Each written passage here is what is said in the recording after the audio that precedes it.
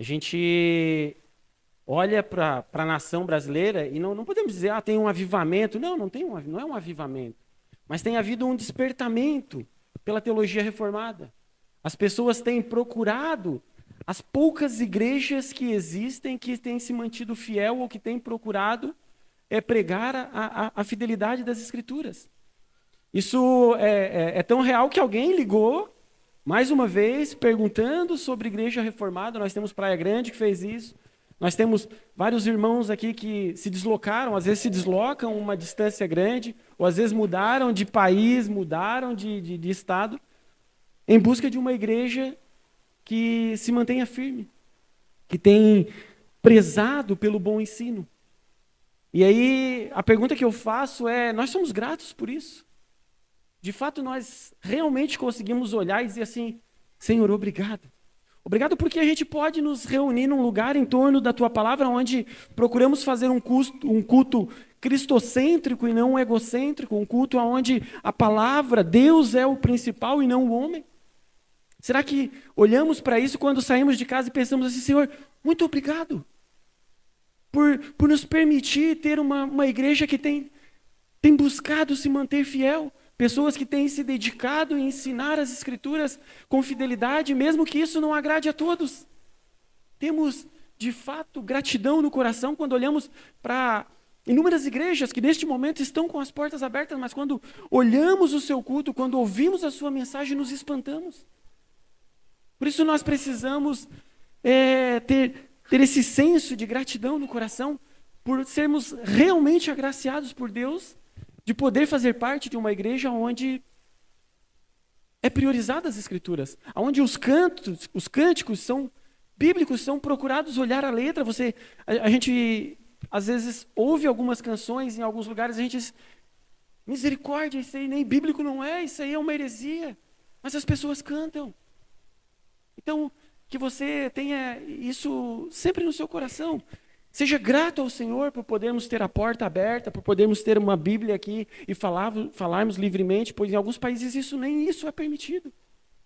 Que você tenha sempre isso no seu coração, que é algo precioso. Poder ter uma Bíblia em casa, poder falar para os seus filhos sobre a palavra de Deus e não ser preso por isso. Abra a sua Bíblia no livro de Juízes. Vamos iniciar a nossa meditação nesta noite. Eu espero que eu consiga me adequar ao tempo ali. Hoje tivemos um momento especial, a recepção dos membros, e às vezes isso consome um pouquinho o nosso tempo, mas é por uma boa causa, e já alerto aos membros que foram recebidos que prestem atenção e reflitam e meditem na mensagem, porque serve a mim, serve a vocês, serve a eles também. Então, nós partiremos a nossa meditação do livro de Juízes, no capítulo de número 2. Nós leremos o verso 10, 11, 12 e 13. Livro de Juízes, capítulo 2. Nós leremos do verso 10 ao 13 e iniciaremos a nossa meditação nessa noite. Diz a palavra do Senhor em Juízes, capítulo de número 2, a partir do verso 10, a palavra do Senhor fala: Foi também congregada a seus pais toda aquela geração, e outra geração após ele se levantou que não conhecia o Senhor, nem tampouco as obras que fizera a Israel. Então fizeram os filhos de Israel o que era mal perante o Senhor, pois serviram aos Baalins, deixaram o Senhor, Deus de seus pais, que os tirara da terra do Egito, e foram-se após outros deuses, dentre os deuses das gentes que havia ao redor deles, e os adoraram e provocaram o Senhor a ira, porquanto deixaram o Senhor e serviram a Baal e a Astarote. Até aqui. Feche seus olhos, curva a sua cabeça. Querido Deus e Pai, a Tua palavra foi lida. Graças te damos, Senhor, por podermos estar com a Tua palavra aberta. Mas te peço, nesse momento, ó Pai, em especial, que o Senhor trabalhe nos nossos corações. Que o Senhor abra o nosso coração e nosso entendimento, assim como fez com Lídia, Senhor. Pois só tu pode, Pai. Só tu pode abrir o coração para que o homem possa de fato compreender. Que eu diminua e tu cresça, ó Pai, que o teu Santo Espírito possa falar à tua igreja como tem falado comigo, ó Pai, nesse dia de hoje durante a meditação. Que tudo aquilo que tu colocaste no meu coração, ó Pai, possa agora transmitir à tua amada igreja. Assim nós oramos, ó Pai, em nome de Jesus. Amém. Então, o livro de Juízes, capítulo 2, a qual nós meditaremos, eu vou fazer um breve resumo agora aqui, só para a gente dar início à nossa meditação. Então, a partir do verso 10, a gente tem duas gerações, o texto está fazendo menção a duas gerações. A gente tem um pouquinho para trás que eu vou chamar de farol, o Moisés, um farol que se apagou. Então teve um outro farol que se levantou após Moisés, que era Josué. Esse farol também se apagou. E aí então vai morrendo essa geração pós-Josué, que já não podemos mais chamar de farol, mas algumas tochas, elas foram se apagando. E aí, num determinado momento, não havia mais ninguém dessa geração. E se levantou uma outra geração. E aí a gente percebe, então, são duas gerações. Há um acontecimento, há uma falha, uma omissão de uma das gerações. E há uma consequência para a geração que vai preceder ali, que vai suceder, no caso, a geração que vai sucumbir, que vai desaparecer. Então, o texto é bem claro, é uma narrativa histórica. Ele, então, está contando para nós alguma situação que aconteceu. Eu gostaria que a gente trabalhasse alguns pontos. Eu não vou dizer quantos pontos, para que ninguém fique contando se vai dar tempo de eu chegar no último ponto, se falta muito ou se já está terminando e ainda não deu a hora de terminar o culto. Então, vamos iniciar com o primeiro ponto nesta noite, que quando a gente olha para esse texto, a primeira coisa que eu destaquei aqui que a gente precisa observar é a falha que a geração que morreu cometeu. Falha para usar uma palavra menos agressiva, mas eu posso dizer que foi o pecado que eles cometeram. O pecado da omissão ou o pecado de não falar das coisas que Deus vinha fazendo para eles. Israel sempre teve uma tradição muito forte na questão oral. Eles sempre passaram muito bem os ensinamentos de forma oral. Sempre foi. A história de Israel, seja o povo hebreu, ou seja os israelitas ou os judeus, eles sempre tiveram isso. Eles sempre tiveram uma habilidade muito grande em passar as coisas de forma oral. E quando a gente olha para o Antigo Testamento, a gente vê isso às vezes acontecendo, principalmente quando a pessoa está prestes a morrer. Sempre que alguém estava prestes a morrer, ele chamava os seus filhos, trazia sobre eles as bênçãos e também trazia para eles as orientações. Então, a gente vê em Jacó isso acontecendo. Jacó chama os seus filhos, abençoa um por um, fala das coisas, das promessas de Deus e morre. Nós vimos também isso no livro de Gênesis acontecendo na vida de José, o José do Egito. Quando ele vai morrer, ele também chama ali os seus irmãos, fala algumas coisas para eles, lembra eles da promessa de Deus, a ponto dele dizer, Deus vai visitar vocês, e aí eu quero que vocês levem os meus ossos, porque há uma promessa de Deus. Quando a gente parte para o Novo Testamento, nós temos o próprio Senhor Jesus fazendo isso. Quando a gente olha ali, principalmente na noite em que ele vai ser traído, ele traz os seus discípulos para perto, ele pede para que preparem a última ceia, e aí ele passa longas horas trabalhando com eles a sua despedida. Ou seja, ele vai morrer, mas antes disso, ele quer trazer alguma coisa importante para eles. Ele quer ensinar alguma coisa importante. E a gente vê no livro de João que ele passa vários capítulos relatando especificamente aquele momento ali. Passam vários capítulos relatando apenas a quinta-feira à noite, praticamente. E Jesus está ensinando, porque ele está falando, olha, o pastor vai ser ferido, as ovelhas vão ser dispersas. Ele traz muito ensinamento, porque fazia parte da cultura deles. E a gente percebe na leitura que quando alguma pessoa com a tradição judaica estava prestes a morrer, ele fazia muito bem isso. Ele chamava a pessoa, e explicava as coisas para ele. A gente continua vendo que os discípulos faziam isso e o apóstolo Paulo é uma das pessoas que mais se destaca em fazer isso, em trazer ensinamentos. Quando ele está prestes a morrer, o apóstolo Paulo, ou pelo menos quando ele já sabe que ele vai morrer, que a sua hora está próxima, ele relata isso na segunda carta dele a Timóteo, no capítulo de número 4, quando ele diz, quanto a mim, já estou sendo oferecido por libação, o tempo da minha partida é chegado. Ou seja, ele sabe que ele vai morrer. O que ele faz? Chama o Timóteo. E algumas coisas, a gente percebe essa preocupação dele justamente no decorrer do texto, porque no verso 9, ele já vai dizer assim, procura vir ter comigo depressa. Ou seja, ele mandou chamar o Timóteo e disse, vem depressa. Vem depressa porque eu tenho coisas importantes para falar contigo. Eu tenho coisas que são muito importantes para trabalhar contigo e a minha hora está chegando, o meu tempo está se esgotando. Então ele manda chamar o Timóteo. No verso 13 ele vai dizer o seguinte, quando vieres, traze a capa que deixei em Trode, em casa de Carpo, bem como os livros, especialmente os pergaminhos. Ou seja, ele não está simplesmente chamando ele para jogar conversa fora. Ele tem algo importante para falar com ele. Ele tem algo que é muito importante na mente dele para falar com o Timóteo. Então ele diz, traz principalmente os pergaminhos, ou seja, traz os livros, onde está escrito aquilo que a gente precisa conversar. E aí a gente percebe, seja no começo do verso 4, ali, do capítulo 4, no verso 1, ele vai dizer, conjuro-te perante Deus e Jesus Cristo, ou Cristo Jesus, que há de julgar os vivos e mortos pela sua manifestação e pelo seu reino.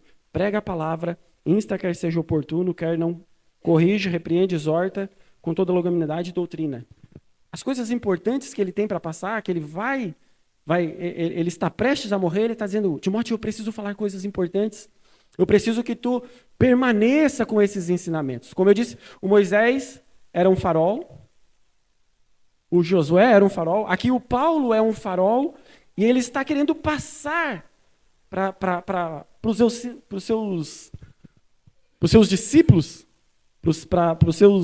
as pessoas que acompanham ele, essa mesma ideia. Ele está dizendo, o meu farol vai se apagar. Mas é preciso que algum outro farol se acenda, é preciso que alguma outra chama se acenda e continue levando a mensagem.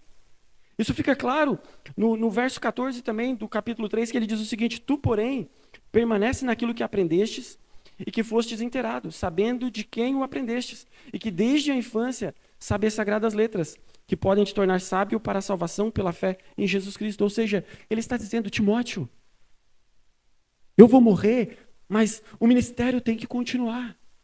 Quando a gente olha para o livro de Juízes, foi justamente essa falha deles. Eles estavam morrendo um a um e não estavam levantando outras pessoas para que continuassem levando a mensagem. Não tinha mais ninguém que continuasse apresentando o Deus de Israel. Por isso, quando aquela geração toda morre, vem uma geração que não conhece, porque aquele povo pecou em obedecer um mandamento de Deus. Porque havia uma ordenança de Deus, e por isso que o israelita, o judeu, ele era muito bom nisso, porque havia um mandamento de Deus, que está lá no livro de Deuteronômio. Ele se repete tanto no capítulo 6, quanto no capítulo de número 11, se eu não me engano. E aí, vou ler aqui para os irmãos, a ordenança do Senhor, era um mandamento do Senhor. Capítulo 6 de Deuteronômio, no verso 5, diz, amarás, pois, o Senhor teu Deus de todo o teu coração, de toda a tua alma e de toda a tua força. Estas palavras que hoje te ordeno estarão no teu coração. E aqui vem a ordenança. Tu as inculcarás a teus filhos, e a delas falarás sentado em tua casa e andando pelo caminho, e ao deitar-te e ao levantar-te. Também as atarás como sinal na tua mão, e te serão por frontal em teus olhos, e as escreverás nos umbrais da tua casa e nas tuas portas. Havia uma ordenança de Deus. Deus havia instruído Israel dizendo, vocês precisam ensinar os seus filhos. Vocês precisam falar sobre quem eu sou. Vocês precisam falar do Deus que tirou, que aqui ainda não tinha acontecido. Na verdade, já tinha acontecido. O Deus que tirou vocês do Egito. Vocês precisam levar essa mensagem adiante. E aquele povo ali de Josué, eles pecaram nisso. E cabe a mim, a você e aos que foram recebidos a propagar esta mensagem, a continuar a levar o evangelho, antes que todos os faróis se apaguem. Nós sabemos, eu falei, são poucas igrejas que têm permanecido fiéis às Escrituras, ou seja, os faróis estão se apagando. As tochas são poucas. E a gente sabe que se todas as luzes se apagarem, haverá um tempo de escuridão. E esse povo estava vivendo dessa forma. E há uma consequência depois, pelo fato de quando eles não conhecem mais o Deus de Israel, há uma consequência que vai seguir a ação deles. Nós precisamos pregar, porque se eu quero que os meus filhos conheçam o Deus vivo, a hora que eu morrer, essa igreja só vai permanecer se nós, de fato, permanecemos pregando fiéis às Escrituras. E aí alguém pode dizer o seguinte: mas as pedras também clamarão. Porque, parece que é os homens que têm a responsabilidade. Sim, este é o modus operandi de Deus, ele usa os homens. De fato, as pedras poderiam clamar? Poderiam, mas quando eu olho para Juízes, que a gente leu, as pedras não clamaram ali. Deus permitiu que tocha após tocha fosse apagando, e eles não foram levando a mensagem, a ponto de vir uma geração que não conhecia. Ou seja, Deus pode fazer isso se nós não propagarmos a mensagem, se nós não levantarmos essa tocha. Talvez eu não seja um farol, é óbvio. Talvez eu tenha tão pouco conhecimento que eu não possa ser considerado um farol. Mas eu posso ser uma tocha. Eu posso levar luz para alguém que está na escuridão. Você pode ser uma tocha. Precisa. Antes que toda essa geração passe e venha uma outra geração que não conheça. E as pedras clamarão, mas como eu disse, Deus não quis que as pedras clamassem para aquele povo para trazer juízo para eles, dizendo: vocês querem me esquecer? Vocês não querem me ouvir? Vocês não querem saber de mim? E olha o que aconteceu, eles foram julgados. Todas as tochas se apagaram. Veio um período de escuridão. Não havia mais a luz de Deus, do Deus de Israel, ninguém mais conhecia. Então aquele povo começa agora a fazer coisas que, em vez de atrair graça e misericórdia, atrai a ira de Deus. Então é preciso que a gente medite sobre isso. É preciso que você reflita: aonde estão as tochas? De fato, há tochas. Eu sou uma tocha. Eu tenho levado luz. Eu tenho conseguido propagar esta mensagem para que os meus filhos conheçam o Deus de Israel. Ou eu tenho simplesmente olhado e esperado que as tochas se apaguem. Quando olhamos para o nosso tempo, já há muitas tochas que se apagaram. Houve um farol que se acendeu na época da Reforma. E por algum tempo ele iluminou, por um longo período. Quem esteve no acampamento ali, quando eu participei lá, colaborando com uma mensagem, lembra que eu falei de faróis, e eu fui pesquisar quão distante o facho de luz de um farol atinge. E ele atinge tão longe quanto a curvatura da Terra. Ou seja, existem faróis tão fortes que é possível se ver até onde tu vai pegar a curvatura da Terra. A partir do momento que tu atinge a curvatura da Terra, tu não vê mais o farol, mas aí é preciso que aqueles barcos tenham as tochas, tenham as suas lamparinas para que eles enxerguem. Então, a reforma foi um farol para nós. Ela iluminou por um longo período. Só que, conforme vai se distanciando, a gente já não enxerga mais aquele farol. Só que houve tochas que permaneceram acesas. Só que essas tochas estão sucumbindo também. Quando eu olho para algumas tochas que iluminaram o meu caminho, R6 Pro, ele nem me conhece, mas ele foi tocha na minha vida. Ele foi alguém que iluminou o evangelho para mim. Só que ele faleceu. Ano passado, ano retrasado. John MacArthur. Outro que, embora tenhamos algumas divergências num ponto específico da teologia dele, mas também é outra tocha que se apagou. O Voddie Bushman, não sei a pronúncia correta, também foi alguém que foi tocha que trabalhou na minha vida, que iluminou, que conseguiu trazer luz para o meu entendimento, mas também sucumbiu, ou seja, as tochas estão apagando. Daqui a pouco não vou falar daqui a pouco, não. Vai achar que eu estou dizendo que vai morrer, mas pode passar algum tempo, pode passar alguns meses, alguns anos, o pastor e outras pessoas que têm sido tochas, que têm permanecido levando a palavra, podem também sucumbir. E como que permaneceremos se não conhecermos?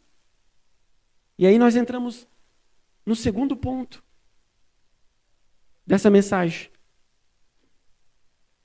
Quando a gente olha para o texto de Juízes, como eu falei, são 2 gerações. Primeira coisa que se destacou foi justamente o fato de que haviam 2 gerações e de que eles falharam, eles pecaram em alguma coisa. A segunda coisa que eu destaquei aqui, que me chamou a atenção, foi justamente a palavra que, ainda no verso 10, foi também congregada a seus pais toda aquela geração e outra geração. É a palavra geração. Quando a gente olha para esse texto e a gente olha aquela palavra geração, uma coisa que precisa vir à mente e que eu preciso compreender é o seguinte: não foi simplesmente o Josué morrer e no outro dia eles estavam adorando outros deuses. Morreu Josué, como eu disse, apagou-se o farol, foi apagando tocha após tocha, até que, por um longo período, morreu toda uma geração, e agora levanta-se outra geração que não conhece a Deus. O que eu quero dizer com isso é que a gente precisa perceber que as coisas acontecem a longo prazo. Elas não são num estalar de dedos. Elas não são, hoje nós estamos num culto, foi pregado alguma coisa bíblica, e aí domingo que vem a gente vem, a pessoa que está pregando está falando que existem vários caminhos, que vários deuses. Não, não é assim. Ela é sutil. É bem devagar. Aqui foi uma geração, houve um lapso temporal muito grande para que essas coisas acontecessem. Não é um estalar de dedo. Aquele povo não foi, Josué morreu e agora o que nós vamos fazer? Não, aos poucos eles foram esquecendo. Não havia pessoas falando de Deus, dos feitos de Deus. Não havia pessoa trabalhando a mensagem. E aos poucos ela vai se perdendo, ela vai se diluindo. É como se tu pegar um produto e botar num copo e começar a botar água. Vai chegar uma hora que aquele produto não vai ser mais aquele produto. Ele vai perder a sua substância, ele vai perder a sua essência. Só que isso demanda tempo. Não é num piscar de olhos. Então, a sutilidade, ela vem aos poucos. E às vezes é como se fosse... Não é aquele abismo que o Samuel mostrou ontem aqui na pregação das crianças, no evento das crianças. Não é um negócio que simplesmente num dia tu está de uma forma, tu pula no abismo e agora, pronto, a heresia, a incredulidade, ela aparece. Não, a apostasia, ela leva tempo para acontecer. Ela vai dando os sinais, aos poucos. E aí, chega um determinado momento, aquilo aconteceu, foi assim que aconteceu com esse povo. Uma geração toda foi morrendo e ninguém foi propagando, ninguém foi se mantendo firme, ninguém pegou uma tocha e disse, eu vou levar adiante, eu vou permanecer firme. Ninguém fez isso. E foi aos poucos. Não é um abismo, como eu dizia, é uma escada, que cada dia, às vezes, cada mês, cada ano se desce um degrau. Quando nós recebemos hoje as pessoas, é justamente sobre isso que nós estamos cuidando. Ou seja, quando a gente faz o catecúmeno, quando a gente faz a audição, quando a gente faz reuniões sobre a audição, é justamente pensando em preservar este evangelho, preservar as doutrinas. É para olhar para a pessoa e dizer, você realmente crê nisso? Você realmente acredita nisso? É para sondar a pessoa e não ver se ela vai dizer que... Eu não acredito que Paulo esteja inspirado quando escreveu as suas cartas. É para isso que que serve esse tempo de catecúmeno, de audição, justamente para isso, para a gente poder estreitar os laços e perceber. Porque senão, vai passar um ano, a gente recebe alguém de qualquer forma. Passa mais um ano, a igreja está descendo degraus. E ela vai se aproximando da apostasia, vai se distanciando das verdades bíblicas, porque vai entrando pessoas que não foram trabalhadas. E aí, o que acontece? Elas vão entrando com as sutilezas. Eu vou dar um exemplo prático disso. A maioria de vocês já deve ter ouvido falar sobre a Universidade de Harvard. Seja num jornal, seja numa reportagem, ou principalmente nos filmes. Filmes de Hollywood, como a maioria dos filmes que a gente assiste são filmes de Hollywood. E os americanos, eles são muito patriotas, né? Então é difícil tu ver um filme que não vai passar uma bandeirinha dos Estados Unidos. E a gente vê nos filmes de Hollywood, a juventude, eles sempre falam nos filmes, eu estou terminando o colegial, ganhei uma bolsa, eu vou para Harvard. Eu vou para Yale, eu vou para Harvard. Todos eles querem ir para Harvard. Harvard é a bambambam das universidades, digamos assim. Só que o que a maioria das pessoas não sabe é como Harvard foi fundada. 1630. Os anos podem variar um pouquinho, porque esse artigo eu vi faz muito tempo, quando eu estava lá na garagem, nos meus estudos. Eu li esse artigo e eu guardei ele. O artigo fala em 1636, a fundação de Harvard, mas eu fui pesquisar, a Wikipédia, alguma coisa, então varia um pouquinho ali, mas isso não vai interferir no que eu quero passar para vocês. Então, 1636, 1630, o John Harvard, ele doa alguns livros e recursos para fundar Harvard. O John Harvard, ele é um reverendo, porque quem fundou Harvard, nada mais, nada menos do que os puritanos. Harvard foi fundada com o propósito de ensinar, de formar teólogos, formar ministros, porque eles entendiam que não havia como separar o ensino das Escrituras. Não tinha como tu ter pessoas ensinando se elas não fossem pautadas nas Escrituras. Era preciso que os homens conhecessem as verdades de Cristo para que pudessem, então, ensinar às outras pessoas.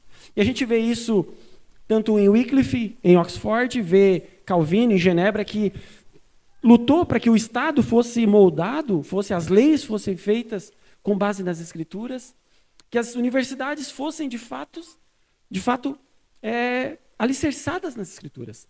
Então, os puritanos tinham esse desejo e eles fizeram isso. Até um dos versículos, eu não anotei aqui, não vou me lembrar certinho, existe uma pedra gravada lá, onde é um versículo de João, que é o texto que diz que o fim, o propósito da vida ali é que te conheçam, né, a Deus e conheçam a Jesus Cristo como seu único filho. Então, para eles, as raízes tinham que estar fundadas nas Escrituras. Tanto é que a sua logo, para nós, né, o seu brasão, a sua bandeira ali, o seu estandarte, ele dizia o seguinte, me perdoem o meu latim do Paraguai, né, eu mal falo o meu português como qualquer um de nós, com as suas deficiências, então o brasão deles dizia Veritas Christus et Ecclesia. Quando eles fundaram Harvard, eles disseram, o nosso lema é verdades de Cristo para a igreja. Quando eles fundaram a universidade, eles disseram a verdade, Cristo para a igreja. Isso era o lema deles. Só que, como eu disse, as coisas não foi no outro dia que alguém veio e disse, eu acho que isso aí está errado. Eu não concordo com verdades para Cristo e para a igreja. Mas aqueles homens, eles concordavam, eles diziam, não, nós concordamos que se não for Cristo e se não for verdade para Cristo e não for verdade para a igreja, não é verdade. A verdade é absoluta e ela é a mesma. Se ela não for verdade para Cristo e não for para a igreja, não é verdade. Só que foi passando o tempo. E o secularismo vai avançando, pessoas novas vão se achegando, doutores vão se achegando. E aí, em 1935, veja bem, são 299 anos depois, Eles decidiram alterar o brasão de Harvard.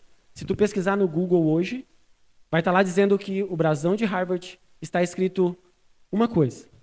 Eles retiraram algo do brasão deles. Alguém arrisca dizer o que eles retiraram? Era Veritas, Christus et Ecclesia. O que eles retiraram? Eles tiraram Cristo e a igreja. O brasão deles agora é só verdade. Eles dizem que eles acreditam na verdade. Só que não é a verdade para a igreja e não é a verdade para Cristo. Ou seja, é mentira. Não é verdade. E não aconteceu da noite para o dia. Levou 299 anos. Então, essas coisas nós precisamos tomar cuidado. Elas não acontecem, a apostasia, a heresia, ela não vem assim da noite para o dia. Foram 299 anos para que eles dissessem, nós conhecemos outra verdade. Só que nós sabemos que não há outra verdade. Só existe uma única verdade. Só que eles retiraram Cristo, retiraram a verdade.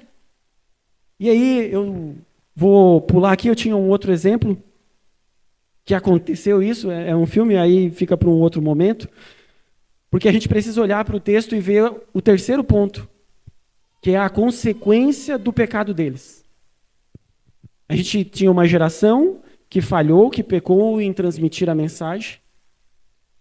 Teve uma geração, então, que agora não conhece a verdade, então tem a consequência disso. E aí o restante dos versos, do 11 ao 13, vai dizer, então fizeram os filhos de Israel que era mal perante o Senhor, pois serviram aos balins, deixaram o Senhor Deus de seus pais, que o tiraram da terra do Egito, e foram-se após outros deuses, dentre os deuses das gentes que havia ao redor deles. E os adoraram, e provocaram o Senhor a ira, porquanto deixaram o Senhor, e serviram a Baal e a Astarote. As tochas se apagaram, e agora eles estavam na escuridão. Uma vez que eles estão na escuridão, assim como Harvard, agora a verdade passa a ser subjetiva. A verdade para um não é a verdade para outro. O que é certo para mim não é certo para você. O que é certo para você pode ser errado para mim. E aí a gente vê no próprio livro de Juízes as consequências.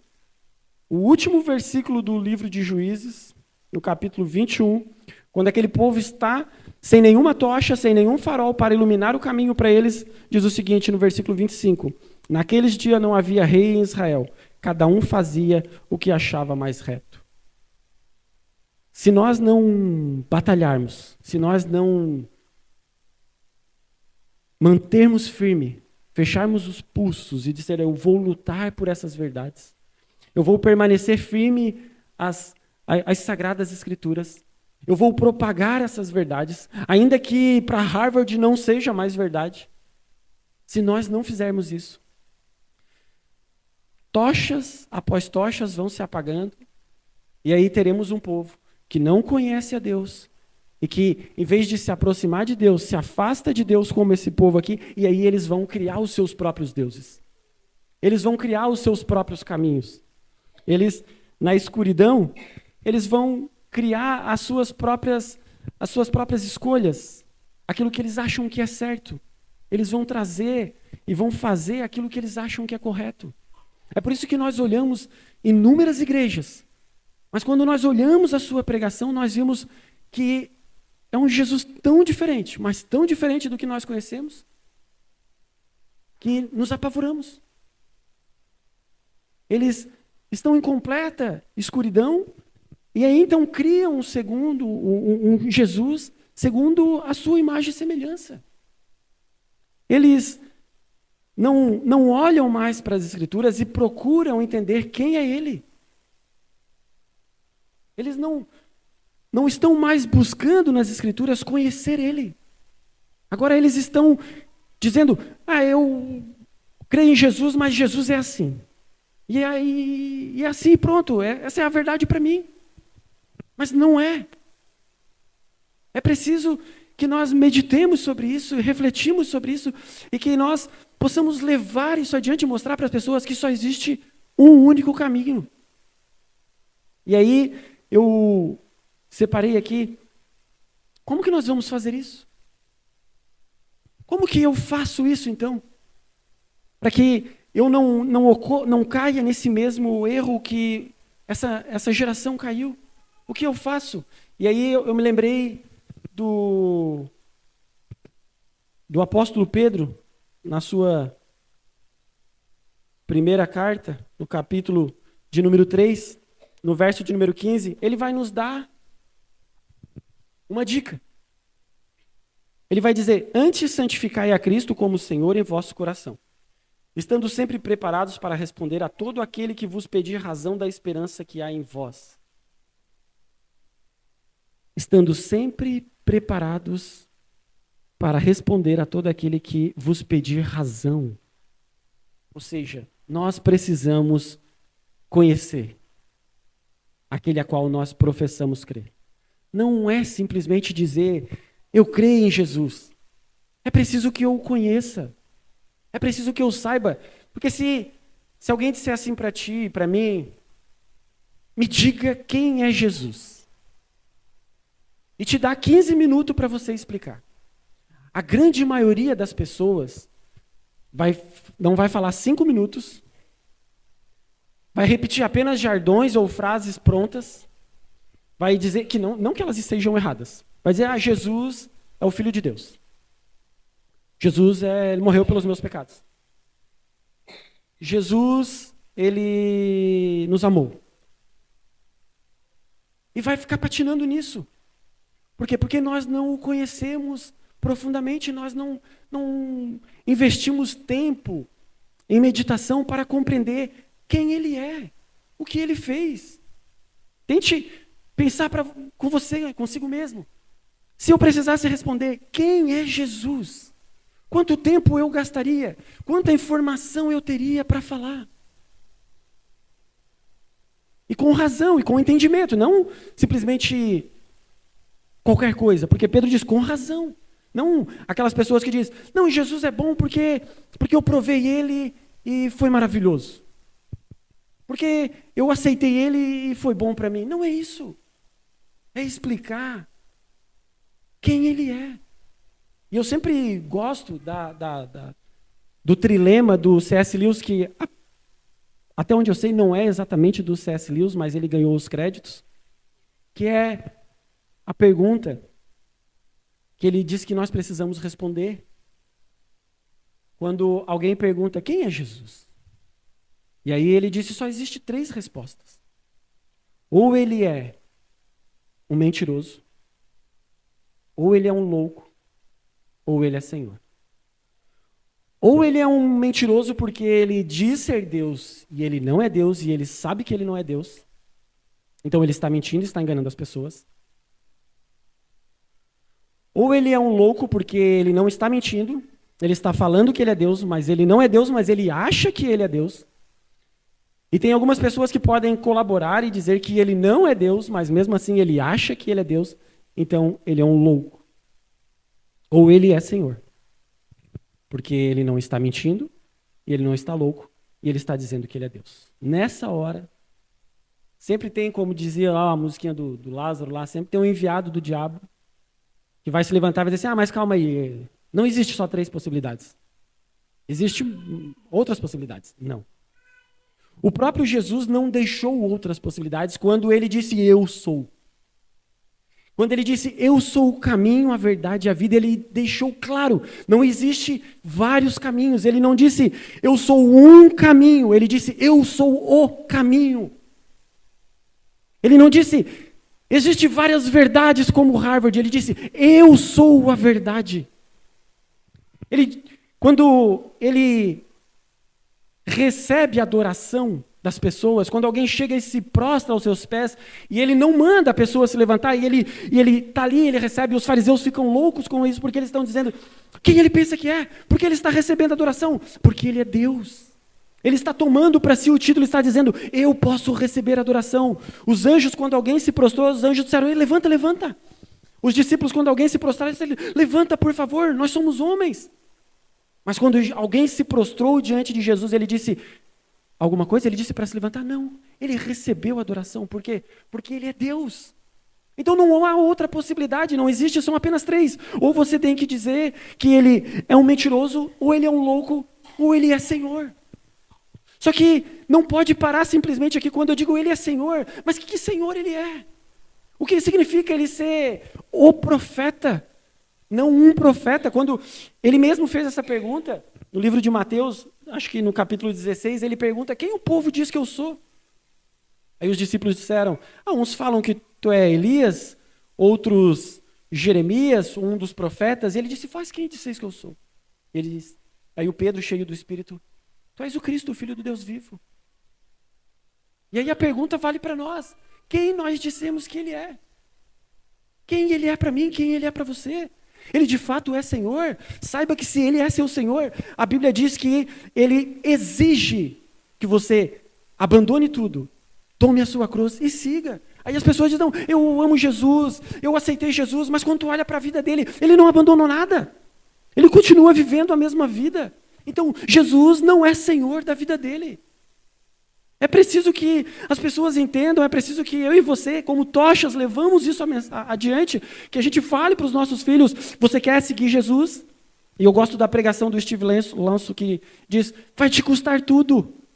Te custará promoções, te custará a família, te custará o emprego, te custará tudo. Se tu disser que ele é teu Senhor.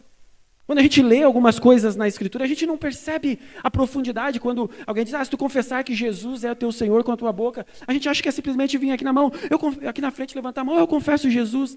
Só que naquela época, para aquelas pessoas falar que Jesus era o seu Senhor, era uma sentença de morte, porque César era o Senhor. César se auto-intitulava o Senhor. Então, não adianta as pessoas dizerem que creem em Jesus, mas não concordarem com as Escrituras.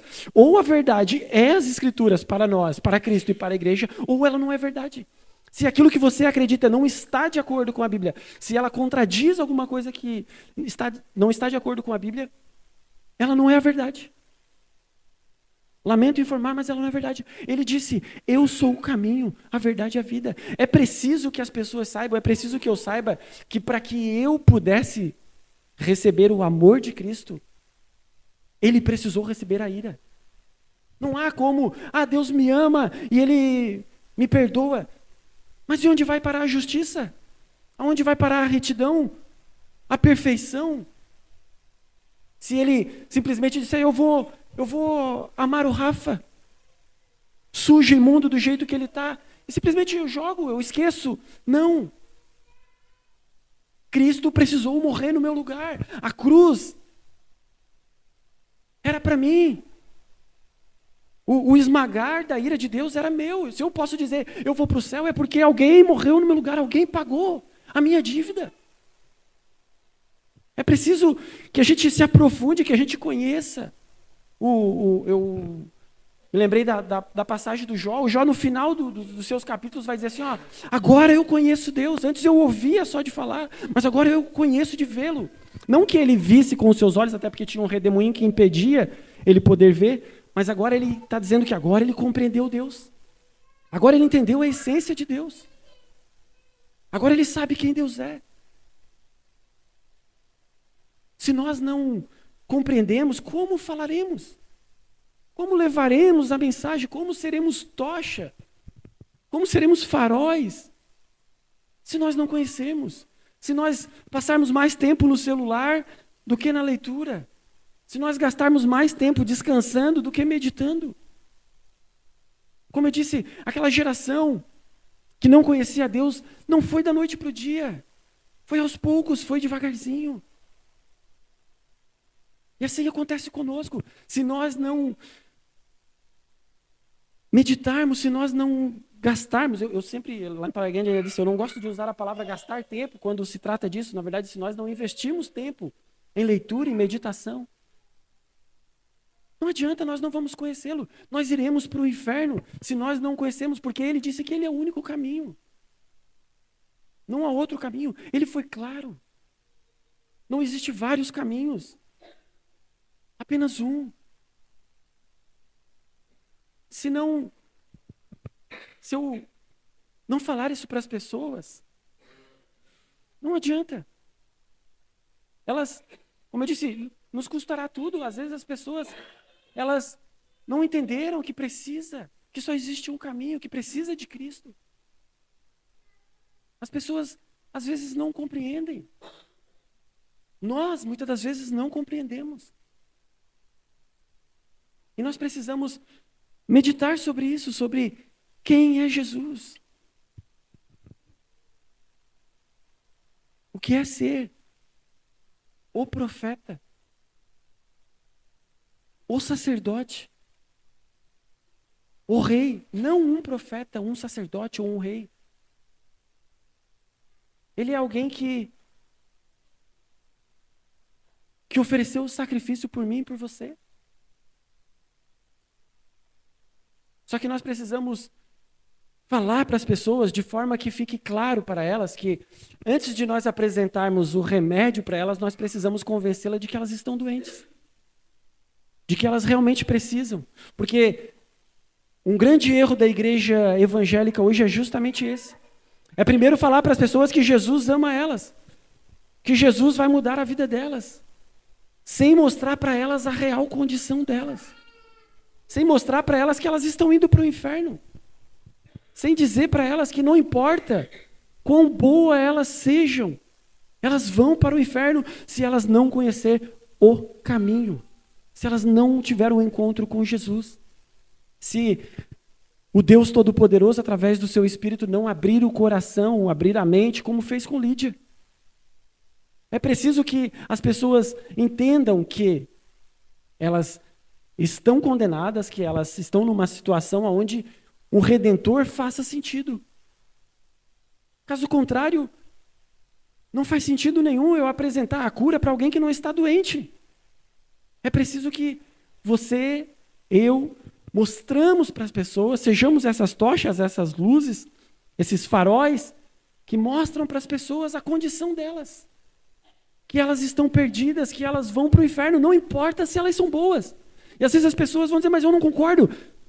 Não importa se tu concorda ou se tu não concorda, o que importa é a verdade para Cristo e para a igreja. Se a Bíblia diz que todos pecamos e carecemos da glória de Deus, que todos somos pecadores e merecemos o inferno, assim será, a menos que encontramos o caminho, a menos que o tenhamos como Salvador. Só se que tenhamos como, de fato, nosso Senhor. Então que você reflita sobre isso. Medite sobre isso.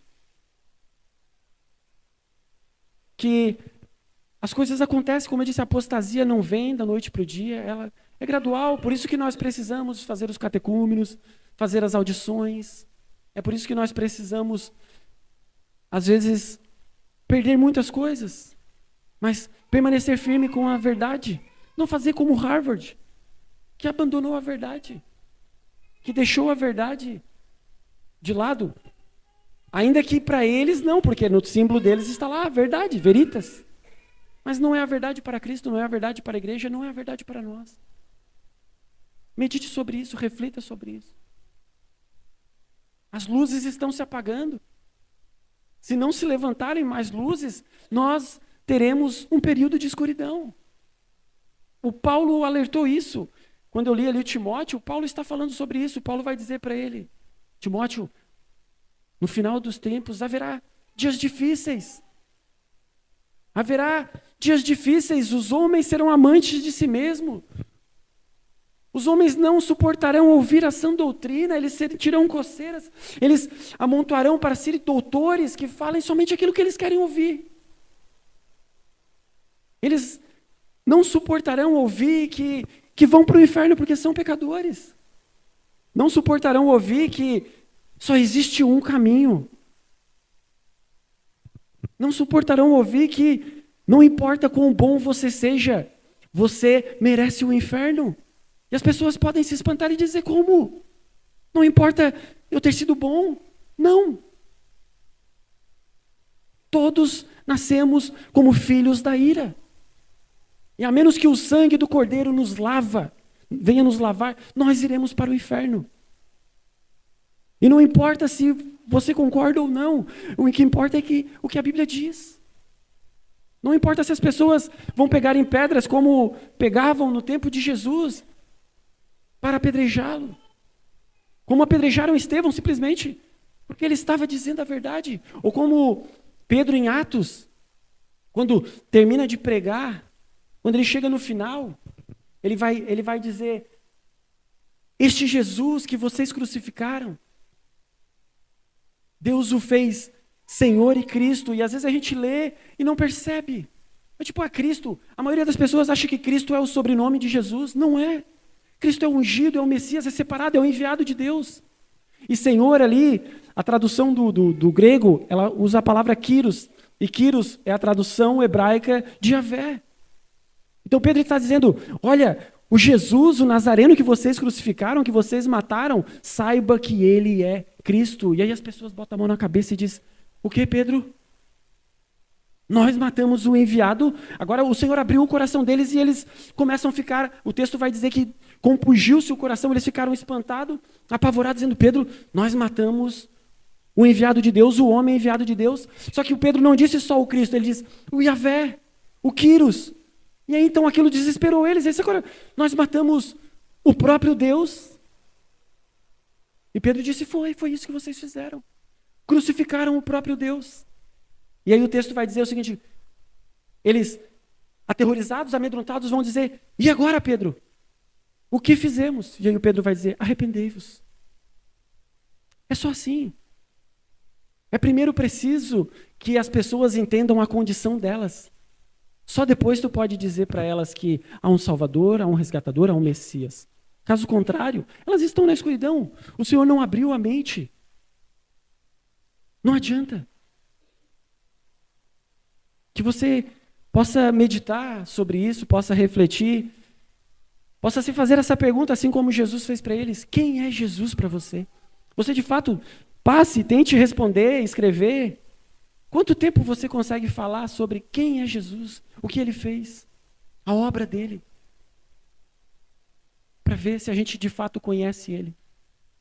Ou simplesmente gravamos algumas frases, dizemos que somos eleitos, somos reformados. Que você reflita sobre isso. Amém? Feche seus olhos, curva a sua cabeça. Querido Deus e Pai, mais uma vez, ó Pai, te agradecemos, Senhor, por este momento, por podermos ter, Senhor, a Bíblia aberta e refletirmos, Senhor, sobre a Tua palavra. Podemos, Senhor, conhecer, através das histórias, os erros, Senhor, que aquele povo cometeu, os acertos, ó Pai, a qual nós podemos aprender. E também podemos conhecer, ó Pai, mais da Tua obra. Sobre quem Tu és, sobre o Teu Filho, sobre o que é ser o caminho, a verdade e a vida. Que o Teu Santo Espírito, ó Pai, possa ter trabalhado no nosso coração nesta noite, na nossa mente, e que o Teu Santo Espírito possa ter feito como fez com Lídia, Senhor. Abriu-lhe o coração. Que o Teu Santo Espírito, ó Pai, nos conceda o entendimento para que possamos compreender, ó Pai, quão miseráveis nós somos. Para que possamos compreender, Senhor, que merecemos a ira. Não fora o sangue precioso derramado na cruz, todos nós iríamos para o inferno. Precisou, ó Pai, que alguém pagasse para que então o Teu amor pudesse ser derramado sem que a Tua justiça fosse imaculada. Graças te damos, ó Pai, por esta noite. Nos guarda, nos abençoa, nos leva em segurança. E que o Senhor possa levantar, ó Pai, faróis, tochas, luzes, Senhor. Pessoas que estejam dispostas, Senhor, a manter firme, ó Pai, a pregação do Evangelho. Fiéis às Sagradas Escrituras. Louvado seja o Teu santo nome. Te damos graças, ó Pai, e oramos em nome de Jesus. Amém.